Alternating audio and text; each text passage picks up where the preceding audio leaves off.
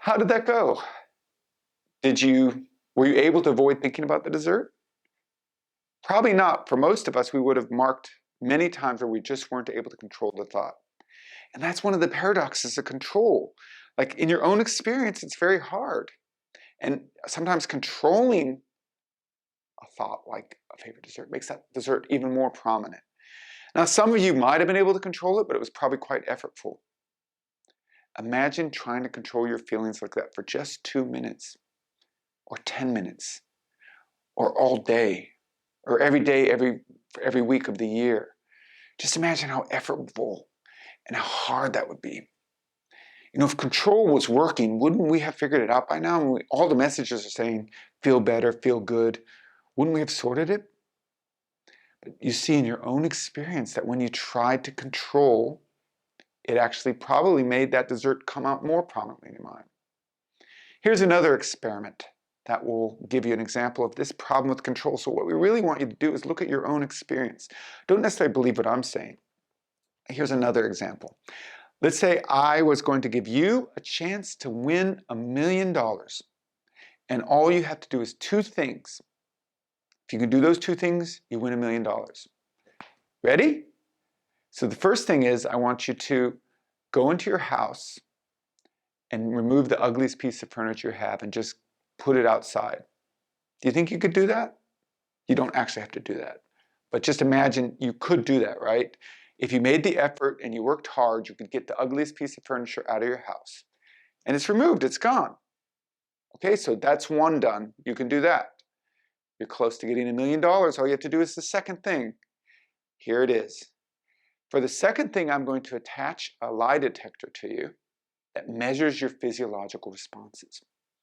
And what I want you to do is for 5 minutes, I want you to not experience any stress. If you experience any stress, this lie detector is going to pick it up instantly. And you know, when you're not feeling good or you're feeling unhappy, people often tell you to try harder to feel better. So just to motivate you even more, I'm going to raise it from $1 million to $10 million. All you got to do is don't feel any stress for 5 minutes and you got $10 million. Are you ready? I'll bring the suitcase in. You see the $10 million that's sitting next to you. It's right there. You could just touch it and reach it in just 5 minutes. Begin. Now, I don't know about you, but I would pretty much feel stress instantly. And that's true for everybody I know, that the more pressure you put on yourself to not feel this stress, the more likely you are going to feel it. So this is really interesting because you were able to remove the furniture you didn't like, but you couldn't remove the stress you didn't like. Just notice that difference. It's like there's 2 rules in operation here. There's one rule, which is the rule of the outside world, which you've been operating on quite successfully, which is the harder you work and the more you don't want something, like that ugly piece of furniture, the more likely you are to be able to get rid of it. You use effort, you struggle, you work hard in your career, you study, you do a lot to improve yourself. So the harder you work in the outside world, the more success you have. What we're not noticing is this. What if there's a different rule for the inside world? What if that rule is the more you don't want it, the more you have it? The more you don't want that distress, the more distress you have. You know, the more you procrastinate because you don't want to feel stressed about the assignment, the more stress you have. The more you try and avoid your stress, the more you try and maybe drink it away or gamble or just avoid it or opt out of things, actually the worse you feel. What if that's the way it is, that the rule of private experiences is the more you don't want it, the more you have it? So this leads to the key notice or skill we're going to learn today, which is that if control doesn't work, what do we do? Because that's what we've been taught our whole lives. And if you've been struggling to try and feel stress-free and to feel good all the time and have a positive attitude, and it's driving you crazy and you're like, I don't want to do this anymore, then welcome to the human race. I'm with you. What is the alternative to this? The alternative is what we call allowing.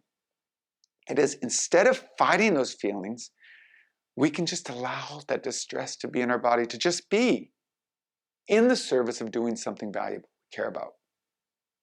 So a metaphor that really is helpful to understand the difference between struggle and trying to get rid of it and allowing is the tug of war with the monster metaphor. So in this metaphor, imagine the thing, I want you to just imagine the feeling you'd least like to have. Maybe it's distress or guilt or regret. Is it envy? Is it anger?